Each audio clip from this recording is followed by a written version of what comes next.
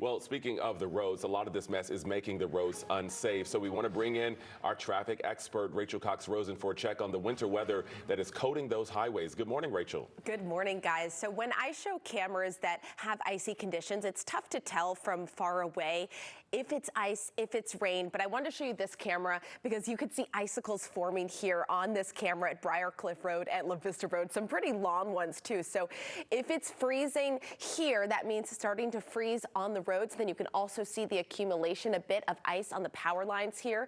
Here's another look pretty close by where you can see that freezing rain coming down at Claremont Road and La Vista Road, also in DeKalb County, and more of those ice crystals forming here on these traffic lights and on these power lines. So because of that ice forming, not just on power lines, but on trees, the possibilities of trees coming down has been a concern for us. And that has happened here in Bartow County in White.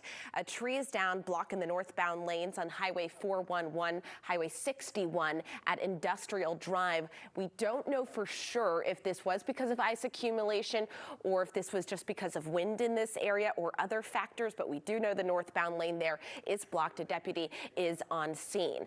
I want to show you more images from around the metro just to see the variety of conditions here. So this is in Hall County, Highway 53 at Sardis Road. Looks like a police officer coming by, and you can see the accumulated sleet or possibly some of that ice that Doug was showing us that looks kind of like snow from far away. Here's another look in Hall County as well. This is also Highway 53 at Gold Road. This is near Gainesville, so you can see there is a lot of white on the road here. I'm also seeing tire tracks. That means folks are unfortunately out driving. I don't think that's probably all emergency vehicles causing these tracks. So just a reminder, you don't want to risk it. You saw Doug, scraping his foot on that white stuff on the ground. That was not snow, that was solid ice. So that is really tough to drive in, as both Aisha and Jonathan were talking about as well. It's not just in Hall County, seeing this kind of whiteness accumulate here in Forsyth County as well. This is a little bit northeast of Cumming. This is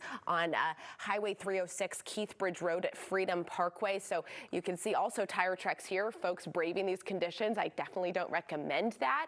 But let's talk about, if you are forced to get out on the roadways, what you need to do and how you can stay safe. Really only going out in an emergency is important. So let's look at this middle one and bottom one to start here. Removing ice and snow from your car, very, very important. Keep your windows, mirrors, and your lights clear of all that accumulation.